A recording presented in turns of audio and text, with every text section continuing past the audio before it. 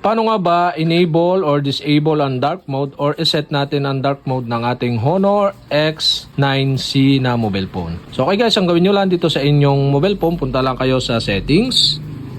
At dito sa settings, so makikita nyo dito yung display and brightness. Yan, tap nyo lang yung display and brightness. At dito sa display and brightness, yan makikita nyo yung light and dark. So pag gusto nyo dark mode or i-turn on yung dark mode, click nyo lang itong dark dito sa may kanan. Yan, naka-dark mode na ang ating Honor X9C. So pag gusto nyo ibalik sa light, so tap nyo lang to. Yan. So pag gusto nyo naman ninyong naka-auto switch or automatic switch, halimbawa gabi na, so magda-dark mode na siya, turn on nyo lang itong auto switch dito sa may baba. Yan, switch on nyo lang yung button at iset up nyo yung schedule. Yan, tap nyo yung schedule at ito pwedeng from sunset to sunrise or pwedeng custom.